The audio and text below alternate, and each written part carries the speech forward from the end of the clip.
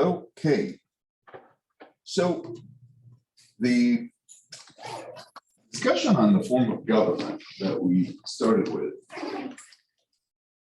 didn't really leave us with a lot of ideas, except that there was maybe we could say an ancient question of political science. Now I'm repeating things, by the way, I studied from people in the department, the government department at Harvard, that there is an ancient question of political science, and then there is a modern question. What is the ancient question?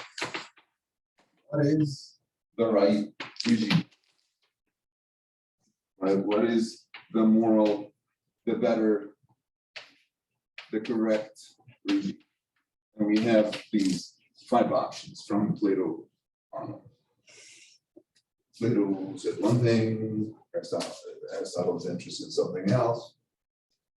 But at the end, it comes down to democracy or oligarchy, right? It's either or, and both are incomplete. Both of them are problematic because democracy will be harsh on the special people, minority, and oligarchy will ignore the majority. So oligarchy here reduces, in oligarchy, we're reducing aristocracy and democracy. All these little details don't matter. So where monarchy can fit? So monarchy is one exception. Yes, there are some French thinkers from the 14th and 15th century. This guy Bodin that Carl Schmitt mentions says that it's at least 3, not 2. Yeah. So monarchy is different, but then some people say it was similar to oligarchy. Why? Because monarchy is one and oligarchy is the few. So you could simplify it that way: the government of the totality, or the government of the few. The government of everybody, so you put monarchy with oligarchy. Usually the monarch doesn't rule alone; he also has an oligarchy. Okay, we use the word oligarchy a lot now when we talk about Russia, even though we think Putin is something of an emperor. So yeah, usually the aide to the boss. So few or majority. So that was the question. It's either the government is the government of the few or the government of the multitude.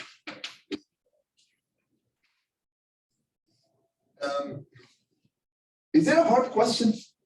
Because you're all modern and you think this is a stupid question. And we know it has to be democracy. That's because the modern question isn't what is the right one. Knowing that democracy is the right system. So democracy being the right regime, how should we practice it?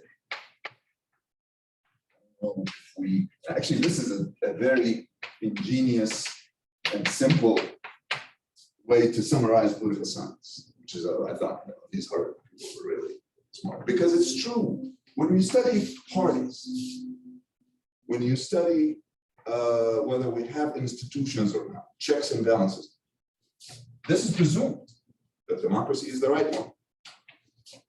Do you understand this shift?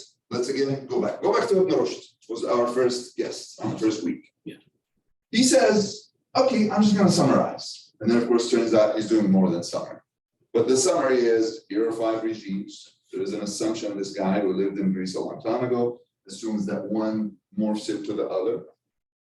One morphs into the next, right? And there is a pattern, right, in the Republic that when we get to the regimes, the bad regimes, because he describes the good regime in the beginning, but towards the end, starting chapter 7 or 8 or something like that, he begins to, so the bad ones. What are the bad ones? Well, first, we have a good one deteriorating into something that's slightly worse. So we end up with monarchy or aristocracy are kind of the same, not monarchy, but the rule of the philosopher king. So that could be an aristocratic regime or the republic, the right system that is supposed to be ruled based on values or virtues. That one, when it dies, what did we say? We go to democracy. Remember the 5 fingers here? So we took from the aristocracy that is partly the philosopher and so on, is moving to democracy. Why? Democracy is a memory of virtue, but people don't have virtue anymore. It's just a memory of it. So we used to value our ancestors because they used to do certain things a certain way. The people who inherited that aristocracy are there, but they don't know why they are special. They're just descendants. So virtue is weakening. And then from there, from democracy, we get to oligarchy. All that remains is wealth. And once you get to oligarchy, you're very close to the worst thing, or one of the worst things, which is democracy. That is the mob.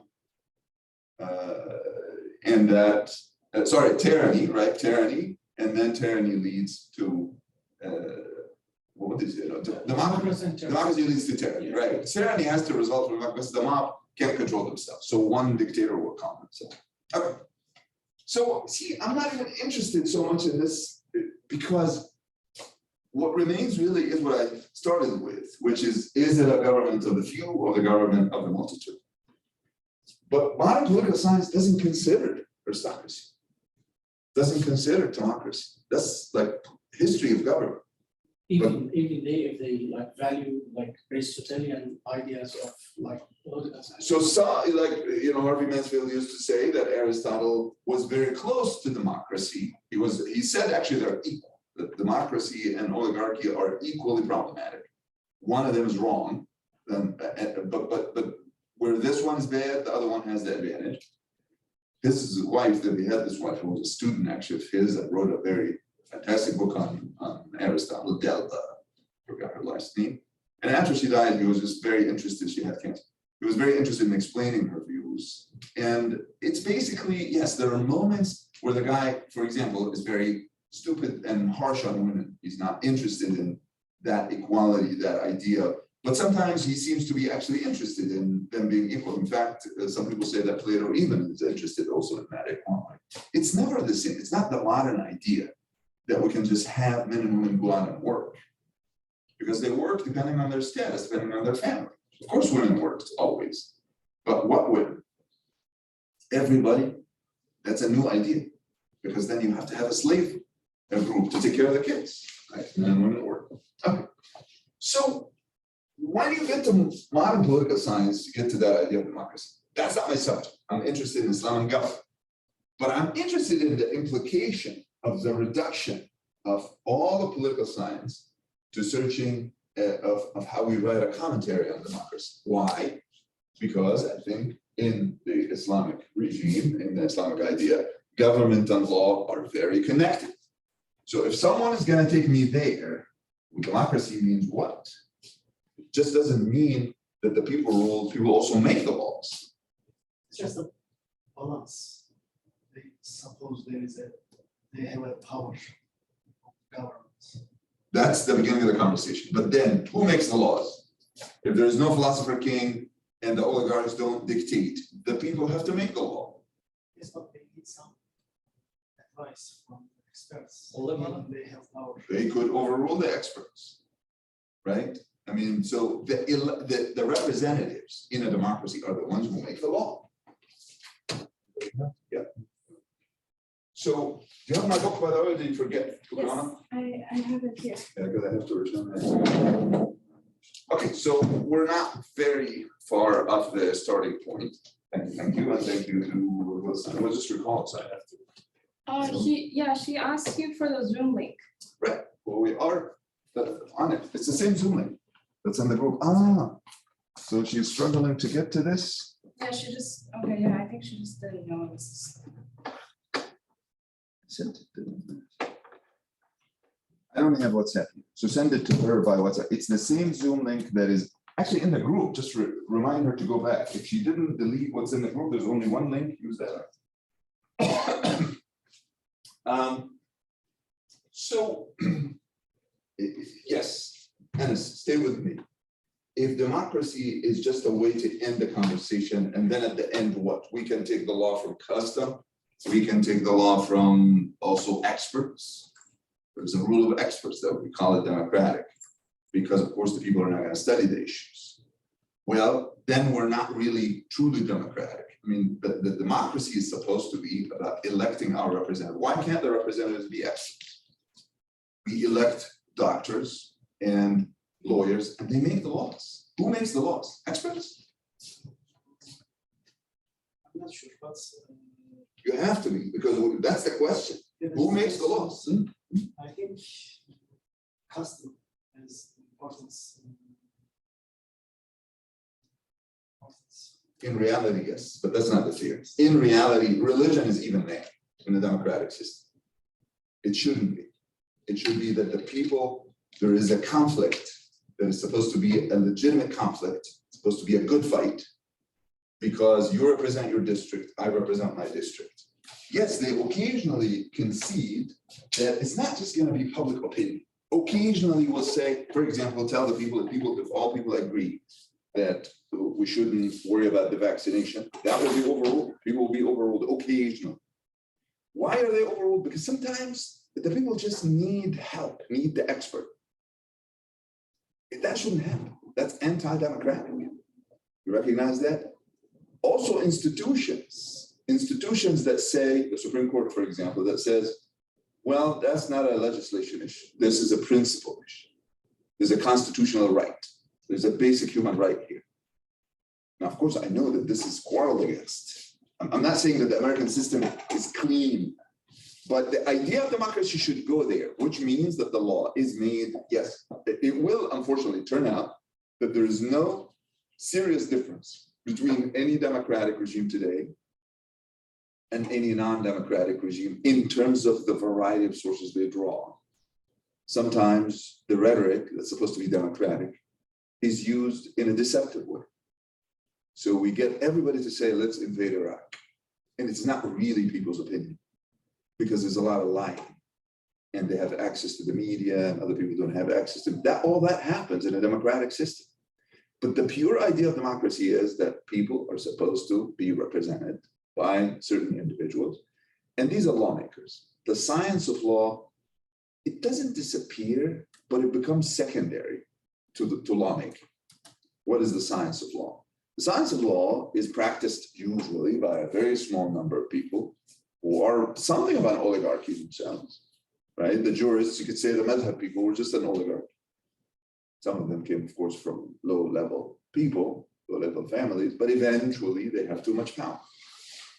I'm just trying to establish now, again, maybe and hopefully once and for all, the relationship between lawmaking, legal science, and government. When I say Islamic government, I'm thinking about these layers in government, because there's no Islamic government today in the Islam's 15th century. Pakistan, of course, calls itself an Islamic state or a Muslim state, and it has Sharia courts, federal Sharia. Mauritania also can call it an Islamic state. But these are states, these are modern states, which means they have one of these forms. And Iran, for example, is one of the most advanced systems on the planet. They say all the laws will be reviewed by a committee of 12, 6 jurists and 6 lawyers. And the jurists, the adil faqih, these fuqaha were of good character. I'll remember that, you studied that in the Intro to Islamic Law. It's part of the Constitution. That means what? Means that they will actually debate the laws based on old standards and the modern standard. Well, sometimes yes, most of the time no. Most of the time. So we want to be clear here about the development that went on that led to, for example, in Egypt, the father of Egypt's civil law, a guy named Senhouri.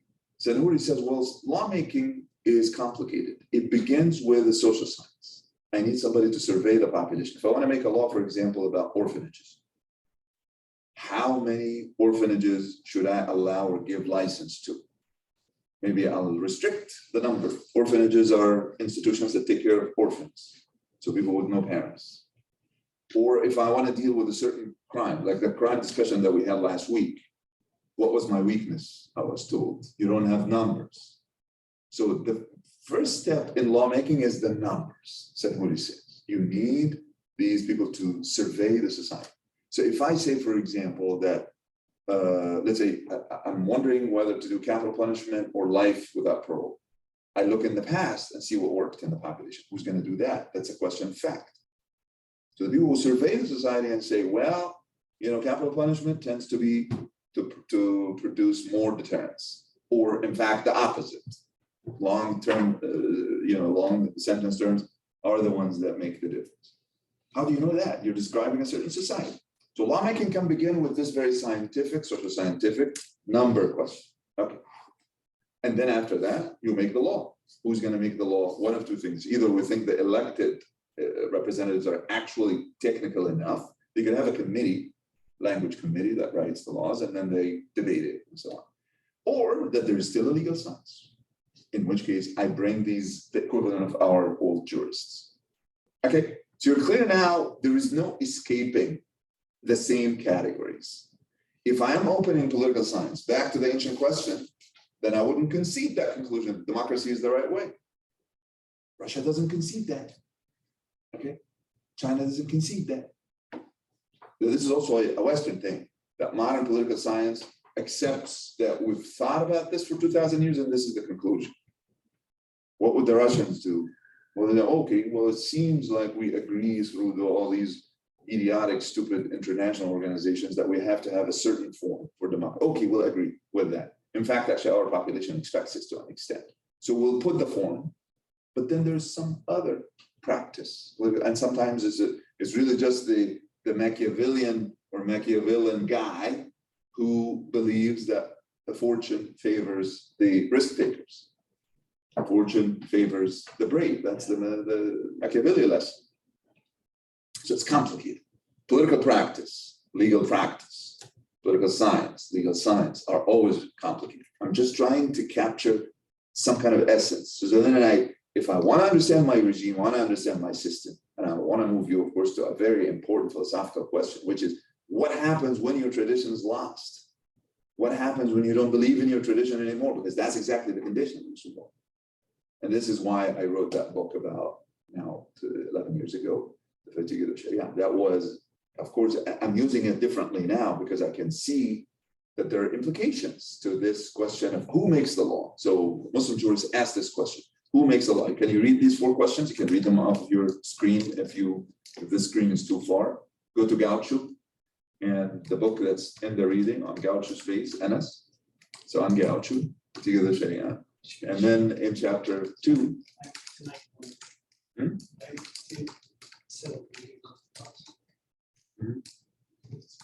yeah, this is in the middle of chapter 2. I asked you to look at chapter 2 if you don't have any time. So go back to open questions, the beginning of the chapter, and scroll down until you see these are the 4 questions, the open questions. And they all cover essentially the same idea.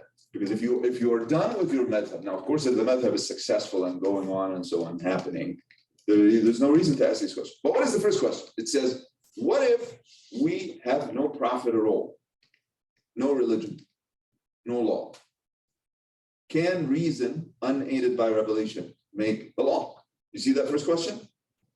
Okay. Hisham, you can't get to I can say it. oh, you can see it? Okay, yeah, because you're not on Gouch. Okay. What's the second one? How about laws before Islam? Are they still binding? Abraham, Moses' law, Sharam al-Qablan, that question. Because of course the gaps can be filled by reason, but can also be filled by a tradition that's older than Islam itself. They asked that question. Okay, what's the third question? What happens even when the Sharia is operative and it seems to be covering here? This is life. Okay. And the Sharia is doing really well, covering everything except there's that area. We never thought about womb rentals because there was no such a thing as renting a womb 500 years ago. Yeah, this idea that I'm going to take some woman's egg and somebody's semen and put them in somebody's womb, and she's not going to be the mom. She's just going to be carrying that and delivering, giving them back. Or implanting the organs, like. Right. Or I mean, tons of medical questions now that you could really only answer in relation even to a functioning system, assuming it's a functioning system, by extending the logic of the area that's covered. So this is an old question. You see? So that this is in the Zarkashi language. خلو الأشياء عن حكم الشرعي مع بقاء الشريعة على نظامها, even though the system is operating, but there are gaps. You shouldn't be worried, shouldn't be nervous. Every system has gaps because it has to keep expanding. Okay, so on the first instance we're talking about, to begin with, is it really just that brain or whatever it is? Aristotle seems to think it's the heart that has all the operation of thinking. And so whatever is your thinking, whatever the thing that allows you to judge something, to see somebody torturing a cat and you say that's wrong, not knowing anything about revelation or religion. Okay, so is this thing enough? That's tahseen والتقبيح العقلي and الحكم قبل ورود الشرع. What do we do? I don't know anything and I see a fruit, hanging fruit from somebody's garden. When it hangs really far from the garden and onto the outside street, can I just take it or does it have to fall? Questions like that. I mean, if you don't know anything or if you don't have any religion or any law, how would you judge these things? Okay, that's the first one. Second one, are there traditions earlier than Islam? That's for a Muslim in particular is asking. Are we still going by traditions that are earlier than Islam? Actually, the answer, of course, is yes for many people. And they would say, well, how about this? In Hanafi law, for example, we end up saying that a hiring agreement, when I take you and hire you, for example, oh, work for me for 10 years. They say that it is okay if I say, I'm going to give you 8, but I could extend them to 10. And I'll tell you at the end of the 8. And where do they get that? Something in the Quran that tells you that Moses entered into exactly that deal with Shu'aib, who was his father-in-law. Father-in-law said, work with me 8 years, but then we'll extend it to 10. 8 years renewable. Right? That contract should be a problem for some other jurists. You would say, wait, you have to agree from the beginning. Is it 8 or 10? If it is 8, then there has to be a new contract and an extension of this contract later on. So that shara man qablan, that, believe it or not, comes from that old law. Okay. Third question is that gap thing, the womb rental and similar thing. The last one, is it possible that pre-Muhammadan law, revealed laws, the so-and-so will experience fatigue? So this is very polite still. We're asking about Moses' laws, Abraham's laws, Christian laws, laws preceding Islam. Is it possible that they experience fatigue? What is fatigue? It will become a technical term later on. But you don't know that, for example, Prophet Muhammad comes, and it's not clear that Jews are real Jews or Christians are real Christians. They don't remember what Judaism is, or they don't know enough, or they changed a lot of things. Is it because these laws are gone? And that's why we needed the last prophet. There was a companion named Salman al-Farisi, very famous for traveling and changing his religion. He was a religion shopper. Started maybe with, well, it's not obvious actually that he was Persian, but that's what Arabs called him, Salman al-Farisi. So he may have traveled, tried Christianity, didn't like it. It was Zoroastrian in his background, and he ends up with Islam. Why? He was looking for the right religion, and he was finding that all these traditions were dying, were not supported enough, were not convincing enough. Okay, can I make that fourth question too? Instead of saying, does fatigue apply only to pre-Muhammadan laws, or does it even apply to Muhammadan laws? Is it possible that Islamic laws themselves don't take you all the way to the day of judgment? Right? They stop midway. They stop sometime. Did they stop already? Right. That's how I came to the idea. Now, let's tie it back again to the idea of lawmaking. If lawmaking is partly based on traditions even that precede Islam, maybe we should be okay with human rights then, because we will share with Jews and Christians and everybody, not just pre-Muhammadan laws in the limited sense of Jews and Christians. So that second one could lead you to international treaties and human rights and all that. The first one will lead you to the very basic idea that we're going by. And is that a total innovation? So that's what I detail in the book. Mu'tazilis are famous for saying, yes, before Muhammad, there was good and bad. Well, and I sent to the group this book by Tufi, Dar al-Qawl al-Qabih, fi al-Tahsin al-Taqbih. He's a Hanbali, 8th century. Supposedly, he's not interested in the Mu'tazili view, but the more he talks about it, what's great about this book is he talks about the implications in detail of believing that reason legislates. And he's very anti-Hanafi in that section. He polemicizes against Hanafis. So when the Hanafis say, any tradition from the Prophet that tells us about something that more people should have known about, but didn't report it, we will reject. Here, reason is rejecting Muhammad's tradition. Can we think of an example? There is a hadith where a woman narrates how men should clean themselves after ejaculation, so something like that. And then Umar ibn Khattab says, wait, a woman is the one who knows that one? She's probably wrong. Because this should be known to more people, definitely men. And Umar says that, and Hanafis take that as a method. Yes, we could take a report that we should have had more people reporting it, and the fact that not more people report it is enough, or that fact is enough to reject it.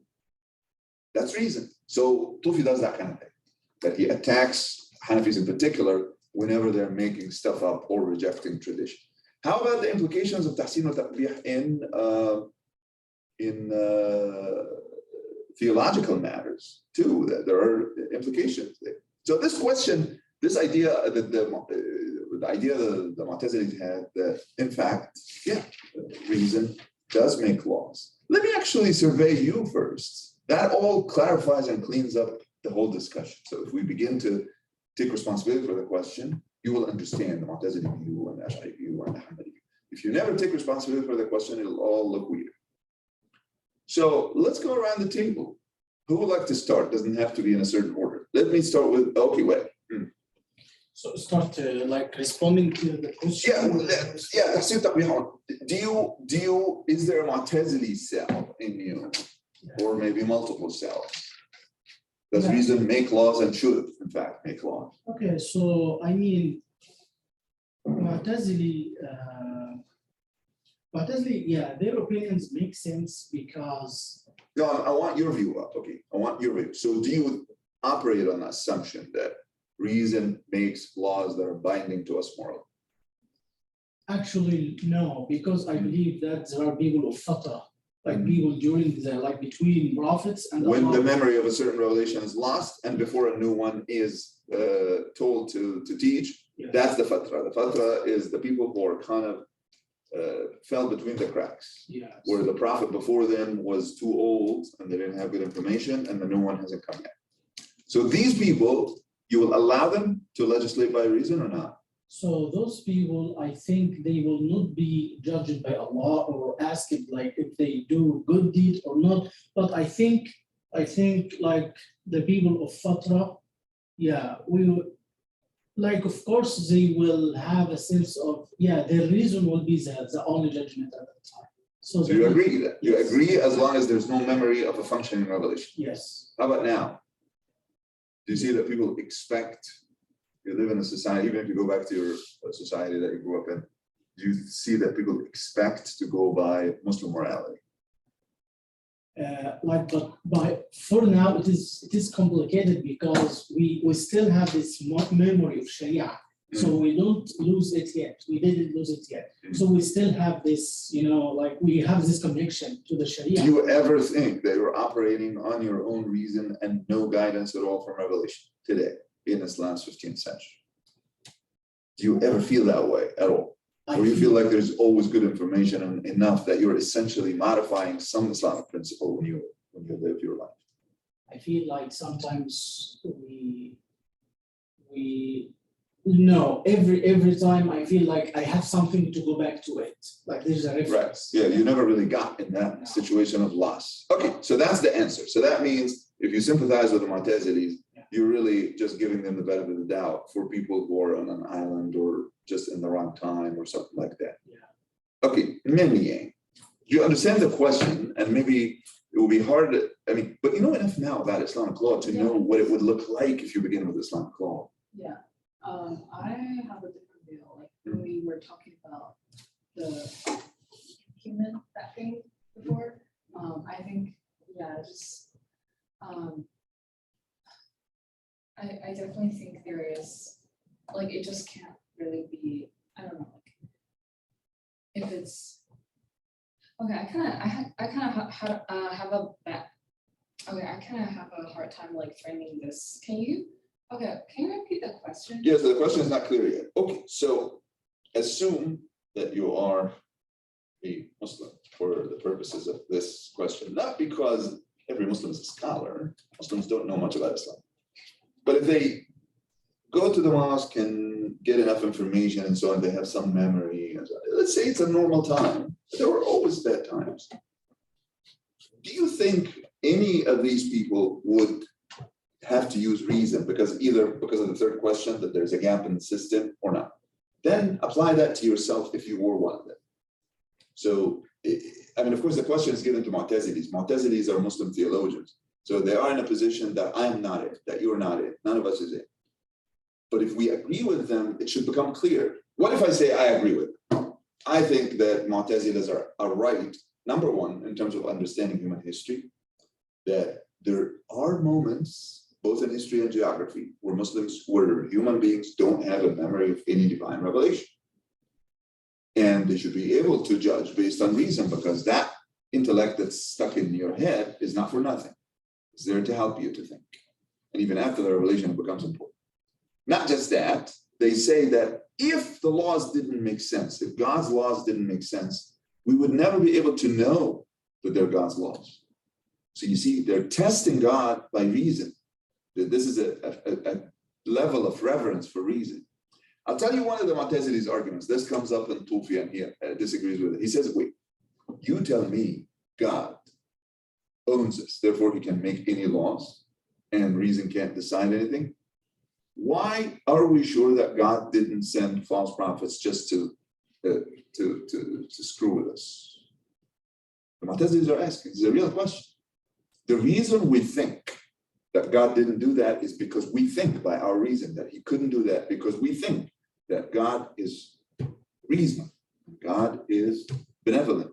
And why do we know that? Because we knew God as benevolent without messengers. They knew God without messengers. We have to be, we got lucky by listening to the messenger, but we could have been like Hayy ibn Yaqzan, that kid with no family on an island, and we would still figure out that there has to be a God, not just one God, but it has to be a good God.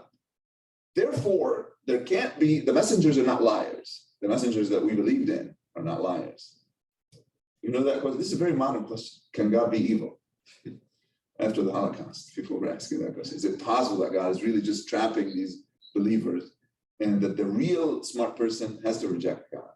Because that God is evil. Can reason itself be a messenger? Like, I mean, like, let's be, like, if I tend to be mystic or Sufi. No, so they're saying that reason tells you a lot about the messengers too. Yeah. Right? Yeah. Reason is the guarantee that God is not lying. Exactly. Reason is the guarantee that we are sure that God is not lying. Because the Ash'aris who are saying, wait, when you say discovering right or wrong, that's just what you think. And travel another town and you'll find a different view of what's right and wrong. And not just that, usually when you say it's right, it's beneficial to you. So Ash'aris have that argument. Ghazali has 5 definitions for husn and qubh. He says, when you say good, that means it's good for you, or it's the majority's view, or it's your town's view. So it's never really intrinsically good. There's nothing intrinsic. This is a very postmodern thing, right? So the Ash'aris have that postmodern view. And the Mu'tazilis are more like Enlightenment people. Says, wait, no, reason is real. And all this stuff is just hogwash. So at some point in the argument, the Mu'tazilis are saying, if you really think that the religion can be anything and God can do anything, why don't you allow in your head that God sent false messengers? You're following the messengers. That's your guarantee. But how about if the messengers are false? If the Ash'aris say, well, they can't be false because we know that. But how do you know that? It's from reason. Oh, you got caught. You believe in reason. You understand now the argument? Okay, so the Mu'tazilis are very committed to reason being the starting point, even if they concede some knowledge to the revelation later on. So in that position, when we get back to jurists and specialists and legal science and all that, at least we established that the beginning of it is not that we have some kind of canon from the revelation. These are laws, and we're allowed only to interpret the Muhsin Mahdi idea. Muhsin Mahdi idea is that when the Prophet died, there's a canon of laws, and then the jurists just interpret them. No, according to the Mu'tazilis, even the Prophet himself was being tested to see whether it makes sense or not. Now, Yeah, so I mean, in a reverence of also reason, like this is the only criterion, like Allah will ask people and will not ask like animals. And I don't know like what's the argument of like who did this argument, but I mean why animals. well, the Rushd had a version of that. So one of the reasons why we care about Aristotle, he has this definition that we are thinking animals, and we connect with this philosophy because we think that Sharia and Hikmah have to be, they're the sisters and drinking the same milk, etc. What he says in Fasl al-Naqab, right? We did that in week 3, if you remember, that section where he says that they have to agree on everything. If it is good wisdom and good revelation, it has to be the same. Exactly. So why what makes like the argument of people who say that okay, like not only people who will be the only nation will be asked before Allah on the day of judgment, but there are like they think that even though the animals will be judged before because of intuition, so they compare intuition with the reason. But I think that the idea of that, like the argument of weighing the reason like that, the intuition makes a lot of sense. And this what makes like the Mu'tazili idea of like preferring or prioritizing the reason as a logic, you know? No, I understand. Very good. Okay, so now, Minnie, do you want to talk, or you still want the question to be clearer? This is a bunch of questions about you live without revelation, and how do you judge even that something is good at all? I think for the first part regarding reason, I think definitely reason comes in before, because you have to, because like you said, like you judge whatever, you judge the rules and the principles sent by the Prophet, and then it's not like you receive them and ultimately decides to follow them. It's because you reason them first and then you decide to follow them. Very good, right. So it's also a question of which comes first, right? It's not it's almost an egg and a chicken to an extent, because when they work together, there's no problem. Doesn't matter, we don't want to know if the chicken really is first. We see the chicken gives us an egg and the egg becomes a chicken. Okay, Golistan, are you with us, or are you asleep or tired? Do you understand the question? If I'm honest, I didn't really get the question. Is it more about the reasoning part, or? Right, so read the first question as projected on the screen. Mm-hmm.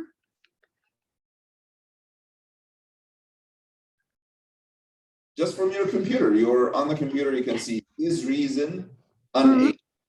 I should read it loud. Okay.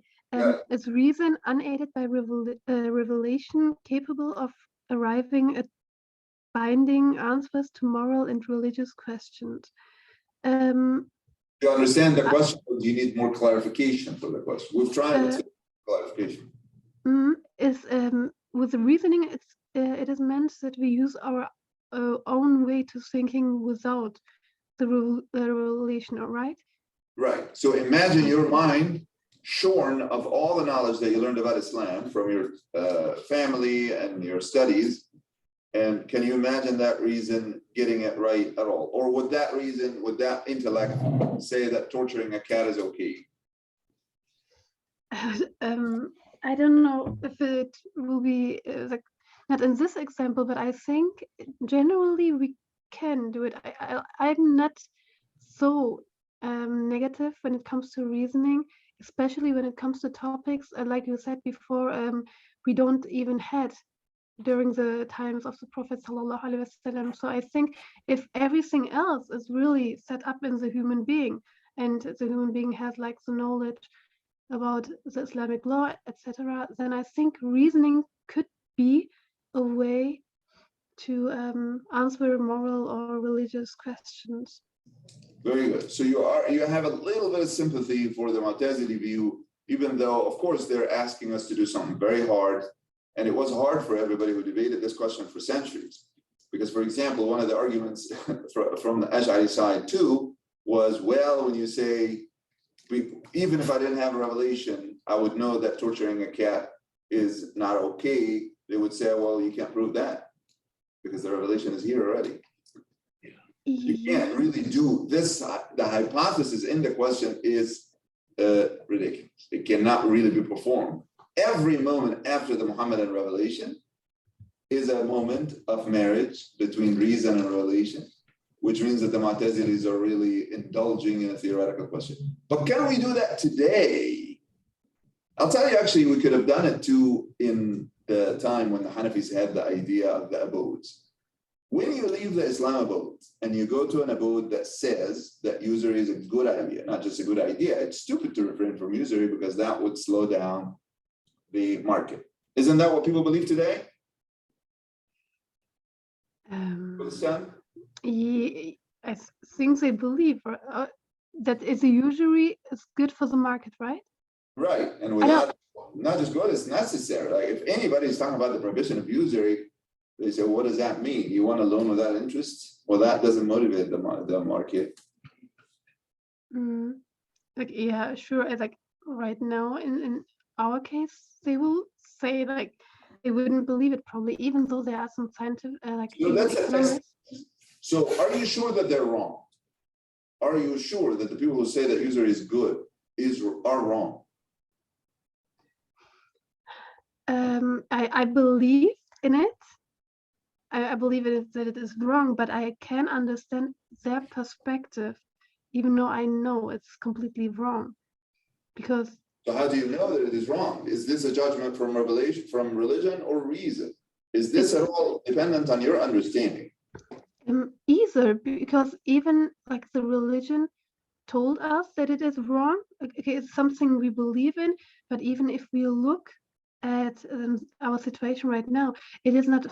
The reason why it is forbidden is not just for fun. So there is a huge problem. Social inequality is produced by all this usury thing. You really think, yeah, there are good. We can even explain it in terms that no medieval jurist would understand today. We could explain it sometimes referencing Aristotle's idea about the people who never lose. Right, the continuous, which is really kind of embedded in the verse, because if currency or if capital is available to a certain group that never has to do any trade, they lend and they get back interest.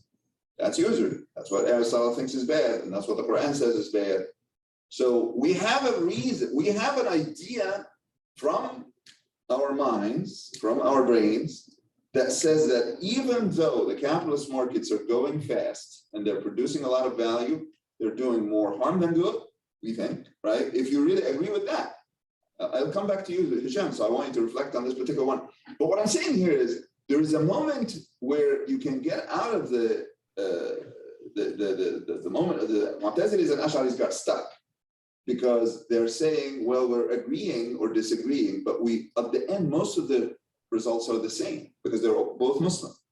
Now, by the way, Tufi makes a case that that's not true because the Mu'tazilis really had views. So, for example, the Quran mentions magic, and the Mu'tazilis say there's no magic. Quran mentions jinn, ghosts. So they say, well, there's no such thing. That must be metaphors. So here you see they're going against the common view, but they didn't say anything about usury because there are good reasons to say that usury is bad. Okay, so back to you, Gulstan, one last moment, and then I'll take Anas, or back to Minion. So, do you understand the Mu'tazili view then? Do you agree with their whole spiel that you could live on an island and you need reason? You can be in Dar al-Harb or Dar al-Kufr and you need reason to understand why the common explanations are not good. You could also live in a time when there's no law at all in the future, and then you still know what's right. This is a really hard question because it's like yes or no. And like, I would say maybe we can use it, but n- I like believe, because every command we have like in religion has a sense. There is a wisdom in it, and I believe if we embody all the things, we are able to find the right thing also with reasoning. We don't really need always a revelation to that topic in that case. So I think I'm going to that path, but without leaving the religion behind. Very good. Okay, okay. So now, Minnie, do you understand the question better, and can you Yeah, engage? I wanna argue that, reason, if it's not aided by revelation, cannot lead us to like moral and to answer more religious question, because, well, first of all, like, reason is something very subjective. Like, I know I'm reasoning, but I might not be reasoning it correctly like everyone else. Very It's good. really subjective, and the way one develops his own reasoning is because of the environment. It's because their family, the education, everyone around him. It's not really something that, we know our reasoning is the best, the correctest or something. It's really like you can reason it, like in your reasoning, it's right, but it could be wrong. So I think so we can't just say, in general, like reason is capable of arriving at finding answers to a religious question. I think that's really Even if their view not is something- nuanced and says, for example, that yes, reason might hesitate. Or reason might say, oh, okay, so here is a proposition. All lying is wrong. Does that sound right? Immanuel Kant thought that there must be a universal that says that truth telling is essential. That's a universal law. It's not because you're German or because you're Russian. Everybody has to tell the truth. Why? He says, because if you lie, you should allow others to lie. And if you allow others to lie, you'll never believe anybody. So we will stop talking. And because we can't afford not to talk, and we want to communicate and want to believe each other, we have to be truthful every moment. Okay, so lying is always bad. Telling the truth is always right. Of course, he has to answer questions. What happens when a thug is looking for your mom to kill her? And you know where she is, and he asks you, where is your mom? And he says, the right thing is to also tell the truth. You can't, we know you can't. You won't do the right thing, but the right thing is to tell the truth. So is there any possibility that these universal laws that we have from reason, again, this guy, Kant just said that 250 years ago. Mu'tazilis know the same question. It's the same question is there. So what is their answer about lying? They say, of course, lying can be good on occasions, exceptions. And telling the truth can be bad. And these reason might or might not know. The revelation might help. So it turns out sometimes reason kind of answers the question halfway, or 80–90%. But of course, whatever you know with reason alone is binding. So they'll never retract this, that without a prophet, you have responsibilities. You're not free of responsibility. Because they know that half the planet didn't have prophets, at least not all that's only. So there has to be some moral expectations of people who didn't receive religious tradition. So now, okay, if you're really becoming some kind of a nuanced Ash'ari, because you're saying that reason is going to vacillate, sometimes gets it wrong, it's local, reason is local, you're saying, or specific to a certain environment. Well, is there any danger in what you're saying here? Because how do we have communities, how do we have even one country, let alone a globe that agrees on certain values? I mean, if you are a true, thorough, going moral skeptic, you are a moral skeptic. How do we have laws? We just use force. And how do we have an international law? Strong countries subject weak countries. We have to believe that the conversation is possible. Yeah, I'm not saying it's not possible, I'm just saying there is like, like different communities, or in this case, like different countries, different states might. How is conversation possible then?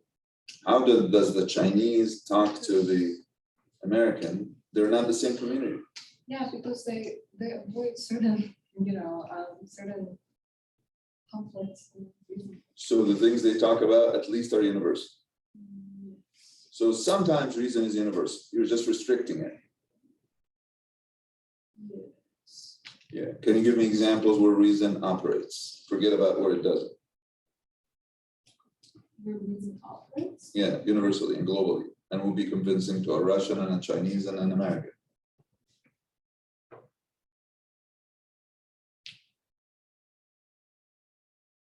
We all want peace, for example. Is that possible? Or do we just want to subject other people? Would we be lying if we say that we would rather have peace universally? I think this, okay, I asked you, how do they agree? And your intuition is they do agree. What do they agree on? Maybe they don't. They're just lying to each other that they agree. So they have trade agreements, for example, no, I but think each they- one of them is doing game theory with the other. They don't really agree.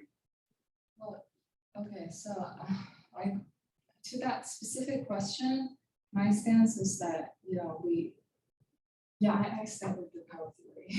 It's like, okay, I won't have to explain this, but I think. they No, okay, I'll give you agree on counter certain examples. things. Now, I realize that if my population is inoculated or vaccinated against a certain disease, pandemic that's global, that doesn't help me because they will travel and they'll bring the virus back. So I begin to give the vaccination free to other countries. So I could agree universally that if there is a global pandemic, it has to be fought globally. Is that one good example where we can be at least in agreement? But that's not really agreement. It is an agreement that everybody, we are stuck on the same planet, nobody can get out. Same with global warming. Because if it is heating up, it's heating up in China and in Russia and everywhere. So we have to all reduce it to an extent. Now, if we don't agree on the premise, then we won't agree on the conclusion. If we think that's not warming, then yeah, we won't agree. Okay, are you retracting the idea that there is agreement? You retracted it. You think that there's something like a game going on. People pretend to agree. No, I think they agree on certain, okay, I think they agree on a certain degree, but they still, like, everyone wants to take advantage or benefit more than the other. So, okay, so let's go back to the bare judgment by reason. Is there any chance that all Chinese, Russians, and everybody think that torturing a cat is a bad idea? Yes. Okay, why? Why is this universal judgment possible?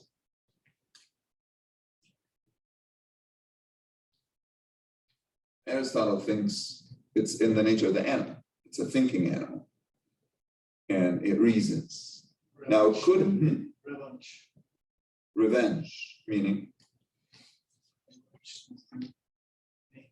Because all right, this idea that if somebody wrongs somebody, then retaliation may be in order. Right. Or everybody, when they're actually hurt, they want to take revenge. So that's a judgment by, and they find retaliation reasonable. If someone kills the killer of their children, they would say, well, we excuse them a little bit. We might still put them in jail, but we still excuse them. Okay. So what is going on here, I recognize, is a very complicated, daunting question. We'll have 4 weeks to discuss that, or at least 3 weeks, and then we'll discuss it also when I go to Germany on that Zoom. What I want to do here is to realize, okay, the book is there, you can read it, but I want to tie this to our subject of lawmaking. It's an essential point in any lawmaking is to ask where it comes from.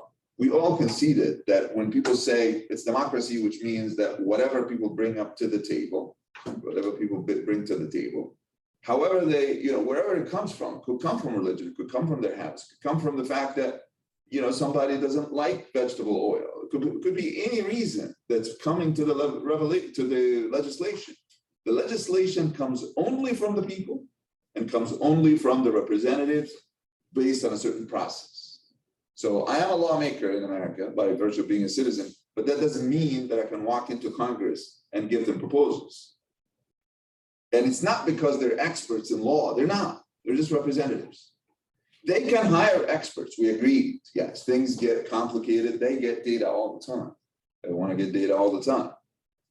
But they are the lawmakers.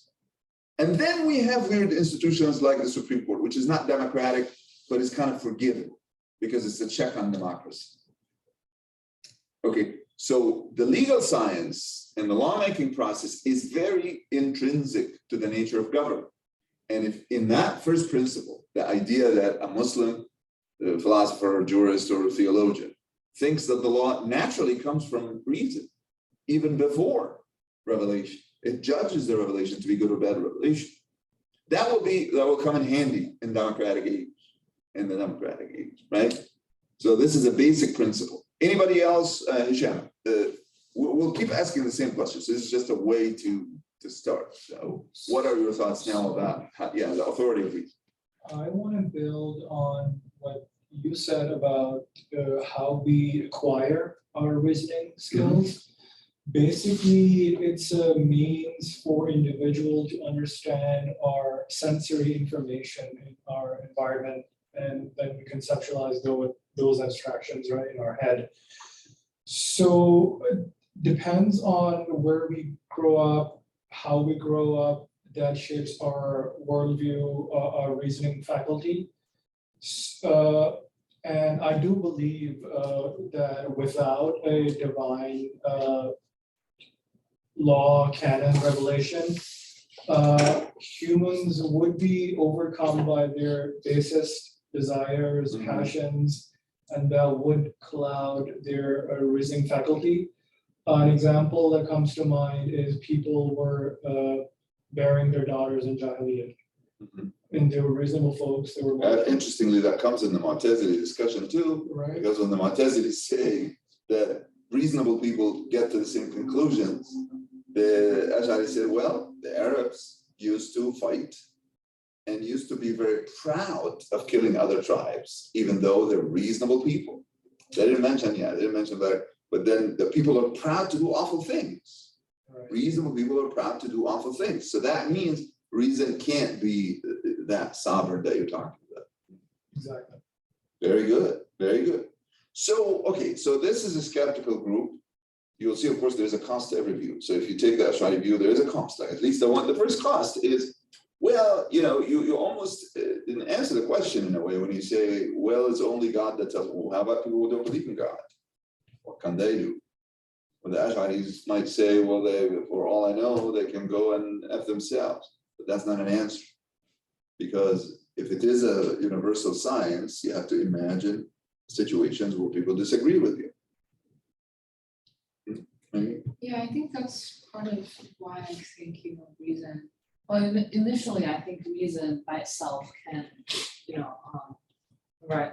is capable of providing finding answer to more religious question. But just going back to that, like being, if you're not religious, then, and if you never got in contact with these ideas and concepts, then you're still Help yourself, Anas. Yeah, we want to finish it.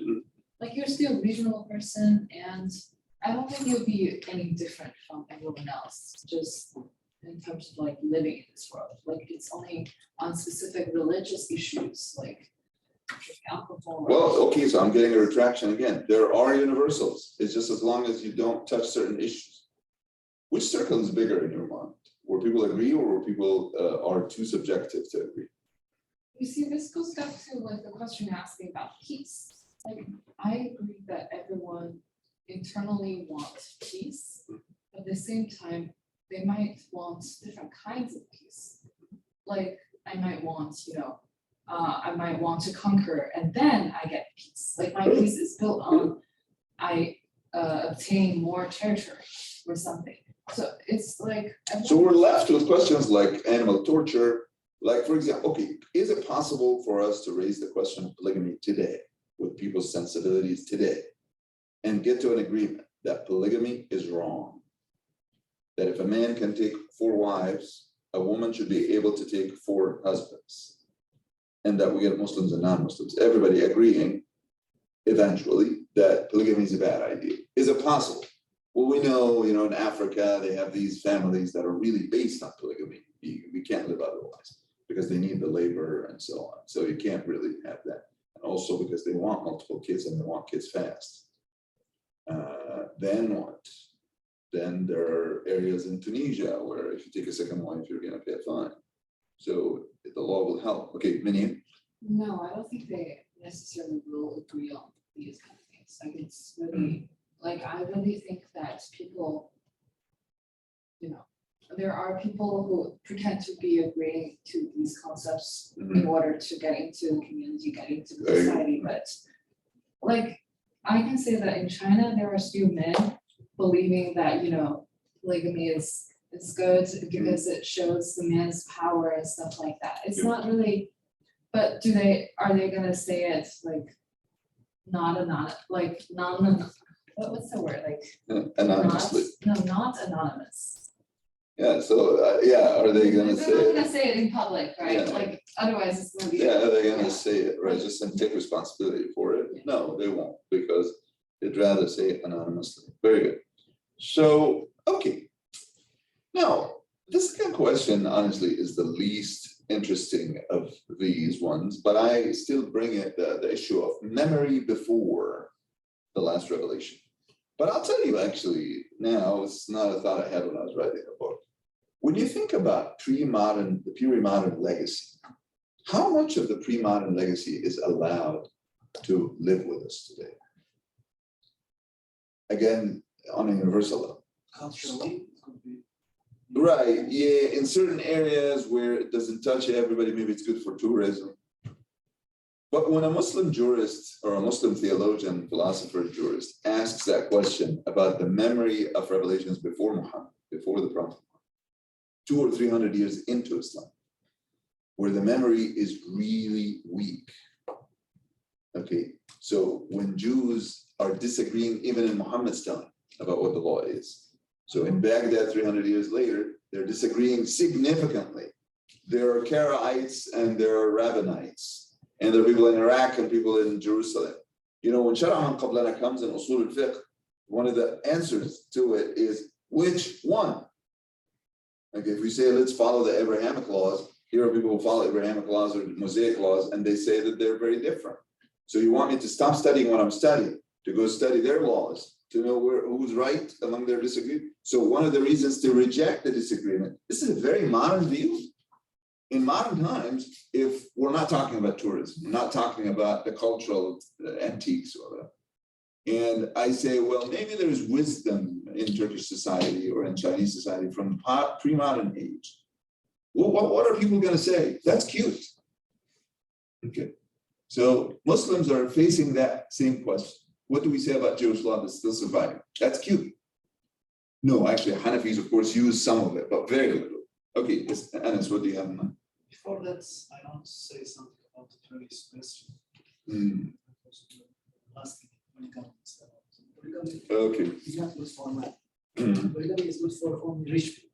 Yeah, Not for but some do. Some think what she. Some guys, they generally think it's a good thing Yeah. without but really. they will take even one. Yeah, I know. That's not. We understand that. We understand that. Very good. So you can dig into these So- questions. Yes, you find even variety among. If you look for universals, I'm looking for universals all this time because, of course, the Mu'tazilis were serious in saying that reason will figure it out. And the Enlightenment says the same thing. The Enlightenment says that all it is just these backward societies haven't been taught to think freely. When they do, they'll agree. They will not agree because it's selfish. But traditions and customs force people to think in a certain way, right? Otherwise they will be just outcasted from the tribe. Very good. The Enlightenment people were hoping that tradition dies because it's irrational. So when Kant was asked to define enlightenment, he has this little book called Basis Aufklärung. What is the enlightenment? What's the definition of enlightenment? It's when humanity gets rid of its self-imposed immaturity. So traditions are a manifestation of self-imposed immaturity. When you ask what the religion says, you're forcing yourself not to think. You're forcing yourself to act immature like a kid. Like a kid asks his dad and says, should I go there, Baba? Should I go there, Dad? Okay, so you're doing the same thing, except that you're asking a priest or the Pope or a religious authority. Delegating or abdicating self. Very good. You don't want to think, you're afraid of thinking. So the enlightenment is possible then only when you get out of this self-imposed immaturity. Of course, they're all naive, and it never happened even in Europe. Enlightenment never worked. And then they discovered all the things that Minnie was talking about, that all the views that we called modern, that we thought were universal, were, number one, they were used politically very wrong. They were foundational to colonialism and so on. But even if they were innocent or benevolent, they wouldn't necessarily be easy to establish because of traditions. Because in fact, traditions just don't disappear like that. They stay with you even after that rebellion against them. And there is a reason why they survive over like millennia. Mhm. Otherwise, it wouldn't make sense for think that it's not useful to survive for that long. Right, this is a discussion. And is it there? So for example, when people were trying to refute the idea of faith in one God, and see Dawkins, how he got crazy in the 20th century and the beginning of the 21st, saying that, oh, it's obvious, there's no such a thing. Because people have all kinds of imagination about God and they don't agree what that means. And there's no evidence. On the other hand, science indicates that we could evolve. That explains part of the job of God. What is God's job? It's two things. The Big Bang did part and evolution did that. Okay, so you don't need God because the Big Bang created this, expanded this matter, and evolution pushed the inanimate into being animate, and then eventually a thinking animate being. That is the it's not working. I mean, Dawkins, they gave him that chair as a chair of the public understanding of science. That it worked very hard, but it didn't work at the end. That's also He continues to. continuity of the universe, Hmm. the existence of the universe. Expansion. Well, so the problem is, right, so why did we have the Big Bang to begin with? You mean, right, yeah. Why did we have anything at all? Not why the Big Bang evolved the way it evolved or led to that, yes. And with multiverse, it got worse, of course, for him, because the multiverse idea assumes that there's a Big Bang, could be a big crunch, and that ends it. Could take whatever 20 billion years. But then before that Big Bang, there was also a crunch and another Big Bang. But then if we have these, so this universe is not all. Yeah. So back to our, just the connection. Are we getting now the connection between how lawmaking is done? What if lawmaking is just tradition? And even the bad memory of the madhabs are the only way to go back. Now you'll see, of course, when we go on, one of the Ash'aris, one of the people who was supposed to defend the idea that only revelation tells us something, started to imagine the end of this memory, the weakening of the memory, so much that we don't have jurists anymore. We don't reproduce scholars anymore. And the last of them died 500 years ago, 200 years ago. So we can't remember what these jurists used to say. So now we should be happy, right? No, we're miserable. Because we can't remember how we used to get married. We can't remember how we used to clean ourselves. But we have some weaker memory that's not scholarly, but from the practice. Because we still, of course, clean ourselves and we still get married and all that. So can we recover the Sharia from that memory? That's Riyath al-Umm fi Tiyath al-Ghulam, that book talks about that. So you're surrounded here, I think when you go back to the Islamic tradition, you're surrounded by all the possible questions about where law comes from. Now, of course, if we're talking about a normal time, there are scholars, there are specialists. So where does the Sharia come from in normal time? What is Islamic law like? Is it a democratic system, oligarchic system, monarchic system, or it's very close to that republic system. It's a rule of experts, the philosophy. But the philosopher is not called a philosopher, it's called a jurist. And of course, there are historians who question that because they say, well, what it is really is the people in government made the laws all the time, not just the Ottomans, but the Ottomans and non-Ottomans, as you say, right? The Abbasids made laws and all that. And these people were not specialists necessarily, but they had to contend with the specialists. So they worked hard to at least convince the population that what they were doing either was similar to what the jurists would say or in agreement, or they went crazy and just oppressed everybody and took their chances. And sometimes that ended in them being killed, or sometimes they succeeded. They were oppressive regimes. You can't say, otherwise Rushdie wouldn't have said anything. He was saying that our systems are not great. So in theory, there should be the rule of the philosopher or the elite, the legal elite, and the philosophical elite, but in reality, it comes in every variety.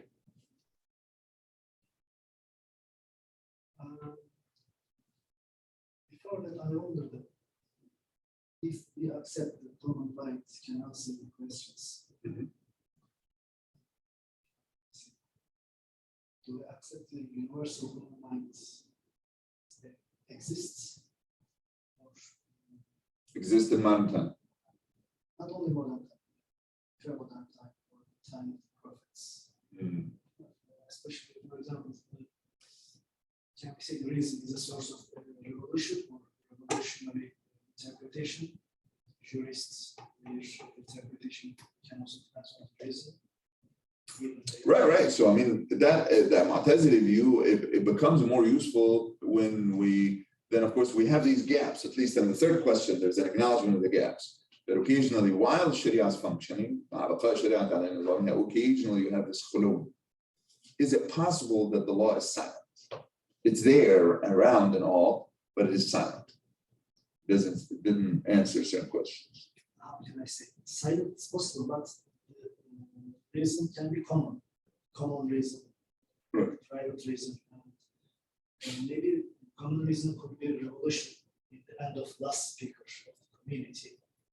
After Revelation, you mean? You're saying revelation or revolution? revelation. Right. Yeah. So this question is reason unaided by revelation, which means. They speak in the name of society. Okay. That's maybe the speaker accepted as a prophet after he died, because there is no one who can speak like him after him. And That's a different issue, though. That's not really. yes, that's how can I say how we accept some reasons as universal, how we reject some of them as local. I really care about that because to answer this question. So repeat the question, maybe, if you think there is a connection. What is the question that you have in mind? The main question, we think about the revolution, the common reason, society. Right. Yeah, revelation itself is reason. Yeah, that's a different question. Is it useful? Of course, it's useful to ask, just like we were saying, in a democratic age, when people make conclusions that seem to come from religion, we wonder why they agree. They seem to be, formally, it's democracy. So, okay, at some point in the history of this country, when they were writing the drafts for the Philadelphia Convention and asking about what kind of government they'll have, one of the questions is, should we stipulate a religion for the president? Now, do we have a stipulation for the president's religion in the Constitution? We don't. So that proposition, that movement was defeated. But they were about, we have the record, they say, well, what if a papist takes it?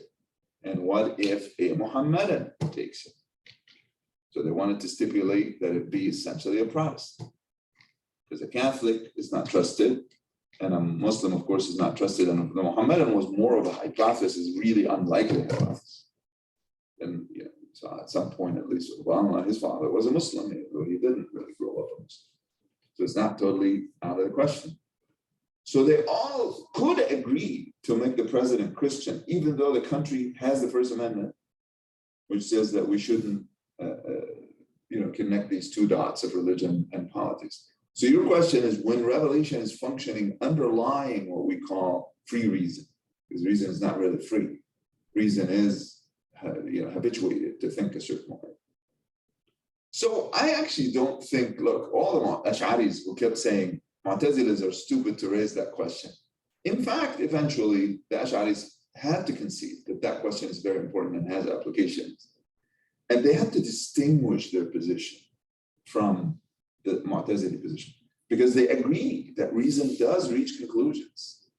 And that clearly, most of the time, it's right. Or it's what they, I mean, if someone has an opinion, they can't say my opinion is wrong, because that's the only way I can prove that I'm not going by my mind. You go by your mind, even if you think that this is the right view.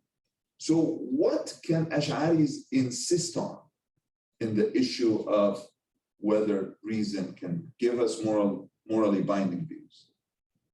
They can say, yes, moral views, sure, binding maybe, but how can you know what the reward or punishment is? So the Ash'aris win the argument only when they insist on this part of the question. Of course, Mu'tazilis would be crazy to say that yes, we could guess there is paradise, or yes, we could guess that there is hell. How can you know that? This comes in the revelation. Right, there you go. What if we accept the evolution change?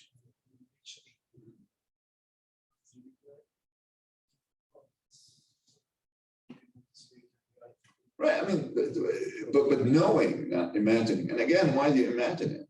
Hayy ibn Yaqzan, can he imagine hell and paradise? You know, when they,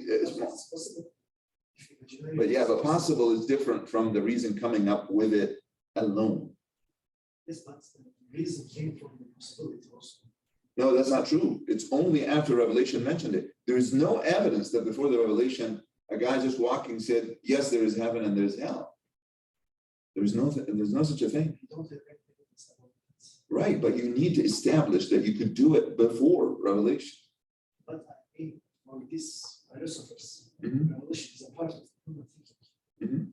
And it is also argued by a fool. Sure. I understand that. I understand, yeah. People can doubt even that Revelation is a thing. Yeah, it's possible. But these people believe that Revelation is real. Mu'tazilis and Ash'aris are not disputing whether Revelation, yeah. And we need to answer according to the believers or for the humanity or for us. It's up to us. So if you think now, the modern question changes. It's not the same as to whether now, the modern question is really motivated by democracy. Okay, so I want to remind you again. It is now that we say we cannot make laws based on any tradition. The existing human beings need to be represented, and then whether they get that from religion or magic or whatever, it's their views, and they have the right to express their views. And because we're democratic, which means that nobody's going to rule, nobody's going to dominate. It'll always be a debate. It'll always be a dispute. People will think differently, and that's a great thing that we think differently. When we think differently, we discuss and we agree and we make concessions. And that's how the laws are representative of everybody. So a modern Muslim government, if it is interested in these old views, will ask, so what is the relationship between the old question and modern lawmaking? We have to be saying something about the human reason's capacity to make laws. If we learn from the Mu'tazilis that even if there was no God, we would still say that torturing a cat is bad. Even if there was no God, even if our community is majority Christian, for example, like we're in Nigeria, in certain state where they accepted that Muslims are lawmakers, and they will make arguments based on it, but the majority is not Muslim. We'll have to make arguments they believe it. So if we want to carry the usury thing, we'll say, yeah, we need interest-free loans. Even if we allow the country to trade with the rest of the world, with the assumption that usury is good, we think the usury is bad for the small peasants. And we have to have these interest-free loans. Where do you get that? Well, it's a good thing for equality. Where do you get that? Well, because it's good. It's good. It's universally good. I think it's good. A Christian could agree to it, and a Muslim could agree with it. As a Muslim, I'm taking it from the Mu'tazili principle. That even if there was no religion, I would still arrive at this conclusion. We mainly use the Mu'tazila we speak others. Mm. Speak Right, historically, of course, Mu'tazilis, yeah, it started that way. These were theologians who liked to hang out with Jews and Christians, that's why, and philosophers, that's why they came up with these views. Okay, good. So we don't want to overkill this. The last question is the subject that becomes the center of this discussion, but I want to also point to something here. In chapter 3, in this section that we're reading for this week, Our recording is going on, or is it? seems to be going, yeah. Yeah, it seems to be going. Yeah, okay. Was that the material? When Ash'aris define the Sharia as the product of mujtahidun, that is jurists getting together and discuss, it's a legal science. Sharia is a legal science. It's not lawmaking in the popular sense, democratic sense, and it is not the rule of tyrants. It's a legal science and it has certain rules, and before you participate, you have to learn and all that. Okay, when they define it that way, then the fatigue of the Sharia or the end of the Sharia would be when these jurists no longer exist. But who are the jurists? This is a basic question. So who are the philosophers? If we agree with Ibn Rushd, for example, that we need to ask the philosophers that help us, who are the philosophers? Or here, who are the jurists? Is it something concerning to authority, so authority of knowledge? I mean, Meaning, okay, where do I get that authority of being a scholar? How do I know that I'm good enough? yeah. We give the philosophy content. Okay, so authority doesn't need someone to give it to you. It is thing that is like people agree on it. So like maybe I think if also that way, I think authority like it is authority of knowledge. So people who have knowledge, they have authority. So once they have authority, so this authority is like legalize their opinions. So people also of powers, they have Who authority. tells me that someone has an authority? Who tells me? I mean, like authority is agreed upon thing. So people by the majority or by By those people. who don't seek to become the authority. It's not Really? realistic. So you ask the layperson to nominate the scholars. What qualifies them to know? I mean, Like now I go and poll Santa Barbara people and say, who's the best political scientist at UCSB? They will know that more than the rest of the political scientists. It has more books, maybe. no, I mean they enforce. Who suggested that? That's the standard you're suggesting. No, I don't suggest anything. I don't agree about it because the only answer is power. Who get the power? Who get the famous? Are you saying power or are you No, saying, Not only I say authority can be by knowledge or can be by power. So authority. what is that? What is knowledge? Someone has to decide what knowledge is. What knowledge is okay. So I mean it enforces itself. So we do need people to recognize it as a knowledge. Very good. So How do I see when it enforces itself? It's Yeah. coming down. Who's doing that? so It's either the people like many or the scholars themselves. Is there a third option? Gulistan. How do you know that someone is a mujtahid? This is a good question. Like, I cannot know it, but in my mind, I always think about when I hear mujtahid, then someone with really, really good knowledge. Like, we can According trust to who? Very good. According to who? according to, I think it's the Islamic view, right? In our family. According to your father, mother, according to your relatives. So something common in your family. Just a faith. So every individual has then a different judgment based on their family. Many? I think not really like based on their family, but based on their own understanding of the topic. So you keep asking and then you develop a sense of who's better. Yeah. But that's not because- universal. Like everybody basically has a view of who's a scholar and who's not. Yeah, like that's today, right? And people say, I like this guy. He seems to talk right. But we don't have a guild there. We don't have a general judgment. Everybody has their judgment. That's like a popularity contest then, like who's the most popular Very scholar. good. So I mean, I think you're mostly thinking about that. Is you want to allow the consumer some power to judge the producers of the novel. But when I give you the political science example, it didn't hit you right. So when we vote for the best doctor, medicine is a very complicated thing. It's not like we know it. but we're going by the customs with the doctor. Okay, this is a legal science. Is it possible really for the majority of the American population to decide where the best lawyers come from? No, it is hard. It is How are they hard. gonna know? Yeah, it is hard. And I mean, like, only like the elite people, or I mean, like people of a specialty can say that that's okay or that's not okay. And I think that like majority of people accept this. And this happens in all societies. So who tells us? Gulistan, can you come back? Who tells us who a mujtahid is historically? Historically, I think the students of the mujtahid Mujtahids. or the Who tells mujtahid. us who mujtahids are? Mujtahids, other mujtahids. Who tells us who the right doctor or good doctors are? Doctors. Who tells us the best political scientists? It's always that guild. It's the same community that produces the knowledge will decide, okay, can they disagree? I want to push this is of course the traditional view, and it is actually still alive in the universities. Who promoted me to full professor? 8 full professors. They got my books, different places, could be in Australia, could be in England, could be anywhere, and I don't know them. And they write, and they could say this guy sucks bad, or they could say, oh, he's a genius. And it depends on how many people. So if 8 people say he's very good, that's a slam dunk. If 7 say he's good, pretty close to that. If 6 say he's good, we want to read the 2 and see if there's a good reason for their disagreement. If it comes to 5 and 3, we won't promote, for example. Even though it's a majority, it's not a strong enough majority. We still operate with this old standard. The only way we can tell who a mujtahid is by asking other mujtahids.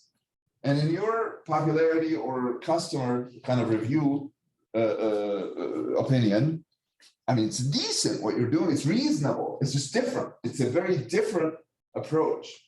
So the old tradition is similar more to the university. It's more similar to the university. Gulistan, are you with us now? Yes, I'm here, but my roommates are a little bit loud, so I'm always on mute. So now assuming that it is the scholars, I just said that it's possible that the 8 people you ask will disagree. So what happens if it is 5-3, we will really hesitate to promote the guy. So, but back to the Islamic environment, the mujtahids are the people we should agree on, right? We should know who these people are. But what happens if we disagree? So we have these ranks for the mujtahideen. Ibn Kamal Pasha, for example, has ranks. He says the mujtahids first think about the guy who built the system from scratch. That will be Abu Hanif in the Hanafi tradition. Is it that his students are the same? Remember, we talked about Shaybani. Is Shaybani really a system founder, system builder, because he aided the teacher and he's really the only one who wrote? Or is it that he applies rules that he learned? If we say he applied rules he learned, so immediately after the founder, he's a rank on his own. There's a second rank for the people who can expand and expand the logic of the system and expound it and explains it and elaborates it. And if they learn 20,000 questions, they could make them 100,000 correctly and reasonably. It's not that they came up with a system, but they know how to expand it immediately. And then what happens after that?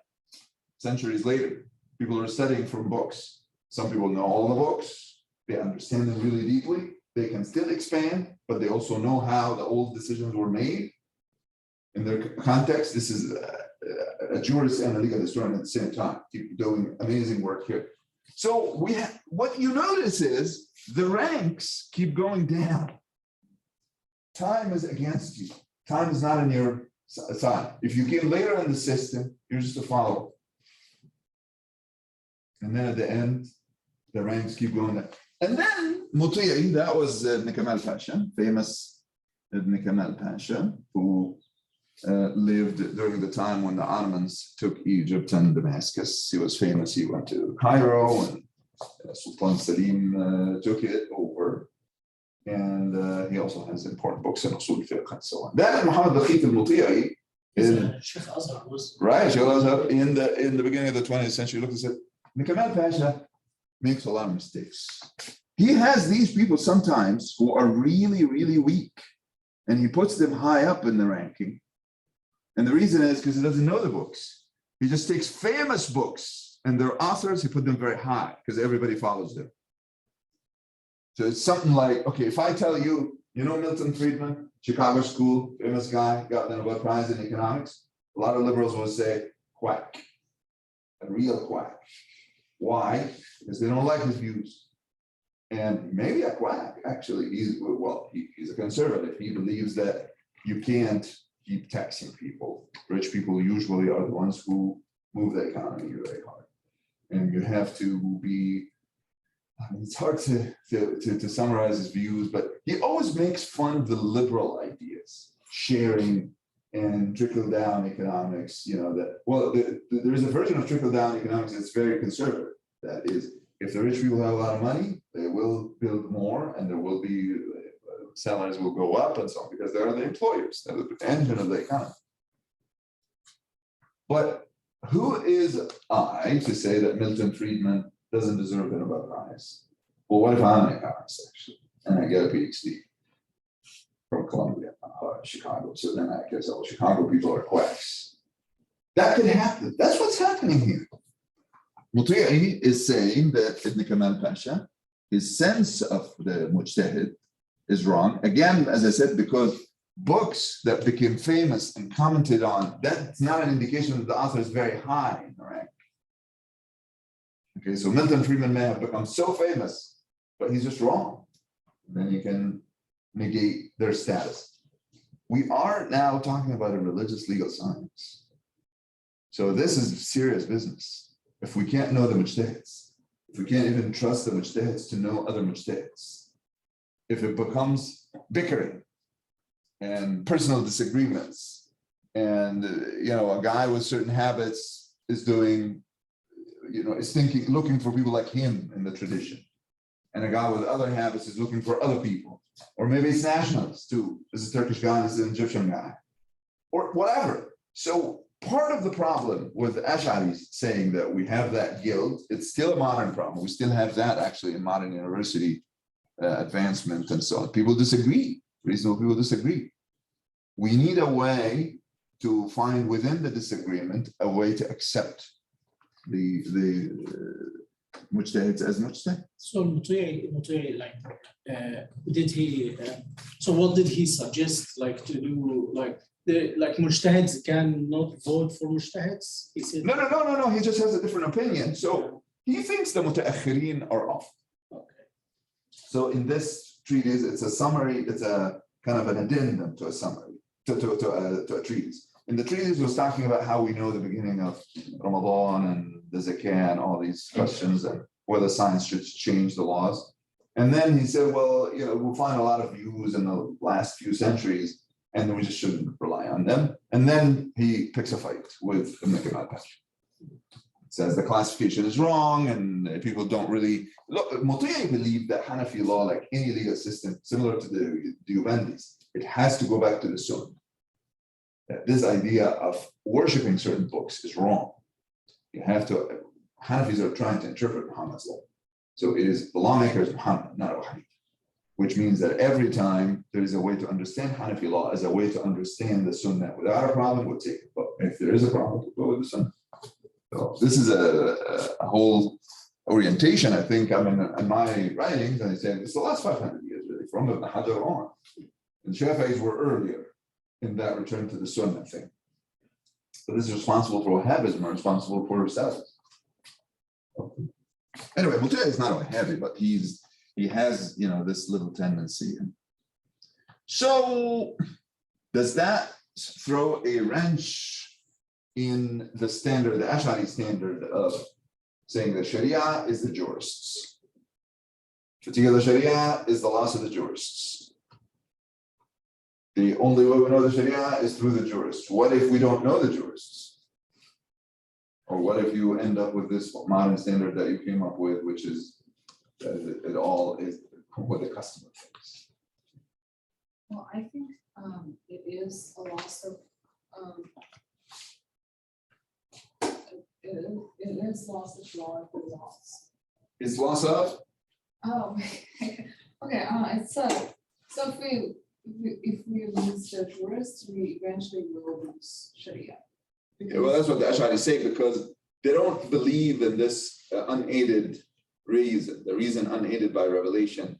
Now, whether that reason is the reason of a philosopher, somebody who's well trained, or the average person. I know this is an ambiguity in the Mu'tazili view, and it should be resolved. But it's democratic. I mean, their general view is very democratic. If the Mu'tazilis think that God talks to every individual, and that individual has enough in his brain, in his head, to make him know, not only that he's not going to torture the cat, he's going to have to take care of his mom when she's old. He's going to have to marry and be fair to his wife. All these things that you heard about in the laws in Islam, he could know about 70, 80% of them. That's what they think. That person doesn't have to be trained. That person just has to be clear-minded. That's very democratic. Now, of course, Mutiyah is not democratic. Kemal Pasha is not democratic. They are aristocratic, of a kind of aristocracy. They believe that knowledge comes from studying. And the scholars have to be appointed that way, not appointed because of their family status. It's democratic in the sense that you could all study. You begin from zero and you can go. But if you don't dedicate your brain to studying, you're not a producer of knowledge. But then we get into that pickle. They don't agree on who is producing knowledge and who is not producing knowledge. I actually brought up a very mild example. This idea of whether we put the books the authors whose books became famous higher than those who didn't write books at all. That's the contention between the two, or among the other contentions. That's mild. But what happens, and I mentioned that actually in a little bit, what happens when someone very famous, like Alam ad-Din Sakhawi, and someone very famous, like Suyuti, pick a real fight, and Sakhawi says that Suyuti is not a scholar? There are people who think Suyuti is one of the most knowledgeable people. And Sakhawi says he did not come to class. For his time. Yeah, he did not come to Ibn Hajar's class. He keeps claiming that he knows Ibn Hajar. He's copying only from the books. He doesn't understand what he's copying. This happens in the university these days, right? This guy just got the PhD and got a professorship that he's not really that good. Ibn Hazm said this also about Ahmed ibn Hanbal. He Very said good. that he is not a jurist, he's just a muhaddith. Very good, very good. He didn't It's a big deal, because if you are a Hanbali now, take it to Tufi, the one I mentioned, if someone is going to argue against the whole of the Hanafi school based on the bad principle they have, which is the Tahsin and Taqbih, that first principle, that the reason unaided by revelation can make laws. And this guy comes from a tradition, a madhab, which Ibn Hazm, the Spanish guy from the 11th century, 5th, 11th, right, century, who follows a school that nobody follows. Ibn Hazm follows something called the Zahiri school. Remember the mention of the Zahiris, people don't believe in qiyas. They're Sunnis, but don't believe in qiyas. So then, wait, is this a system or not? Who are the mujtahids? You understand, are you terrified yet or not? No, I'm not. It's really interesting right now. But I'm thinking about what's the not the reason, but the contemporary jurists, as you said. Like, I think today, when I think about law students and everyone else, especially I knew in Germany, I think money is always a good motivator for them to become a jurist. So I think the intention why I am becoming a jurist, like in the old time, it was probably to build the law of God, like in the society. But I think right now they don't really care about. Sure, there are people who care about human But it rights. makes you study, you know, if you want your hour to be $1,500, it makes you know a lot of cases and it makes you study very well. The motivation doesn't necessarily make you not a scholar. Mm-hmm. No, what do you think? So I still want you to be on this. It's every tradition has this anxiety moment and nervousness moment. This tradition has fewer problems than others, but we have to acknowledge that whether you go by reason, that democratic reason, or the tradition, the high tradition, you have some problems to solve. So if a modern Muslim government is developing its understanding of lawmaking and the legal science. And this is its tradition. It has opportunities and it has problems. First opportunity is take the Mu'tazili view seriously. And maybe I'll put some of Tufi's text here on the screen in a little bit and then read to you some of the arguments. How there are consequences to saying that laws are made by reason. That could change the law. And if it is a guild or a tradition of some legal elite, well, we have to know when we disagree about who's right and who's better, what to do. Would you like to break for 15 minutes and then we'll come back at 5:30? And then we'll have only 1 hour to go, actually. So we went about an hour and 45 minutes now. So we could stop here and try to upload this guy. Come back in 15 minutes, Gulstan.